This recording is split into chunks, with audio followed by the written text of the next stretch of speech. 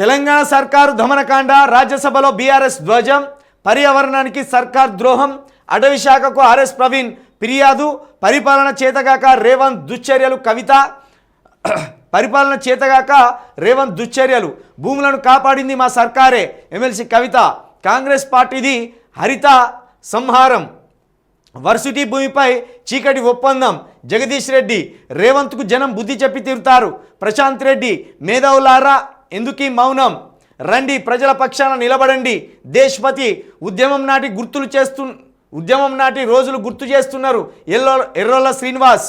Real మాఫియాకు ప్రోత్సాహం, కేంద్ర మంత్రి ధర్మేంద్రకు దాసోజు నివేదన.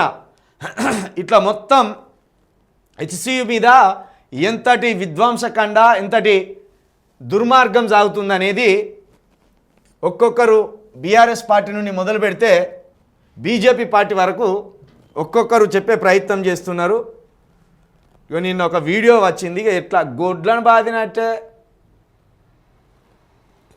ఇగో ఇది కొట్టుడే. ఇక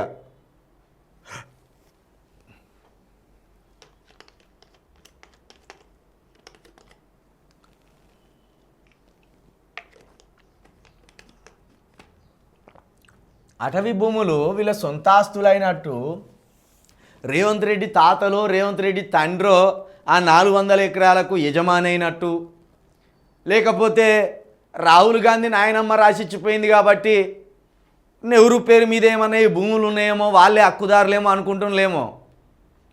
తెలంగాణలో ఉన్న అంగుళం ఈ తెలంగాణ ప్రజల సొంతం. ఆ భూమి తెలంగాణ ప్రజల డెవలప్మెంట్ కోసమే వాడాలి. అంతే తప్పించి కార్పొరేట్ శక్తులకు పచ్చని అడవిని అప్పజెప్పి ఆగం చేస్తామంటే ఇక్కడ చూస్తూ ఎవరు ఊరుకోరు. లాఠీ దెబ్బలు తింటారు, రక్తాలు చిందిస్తారు.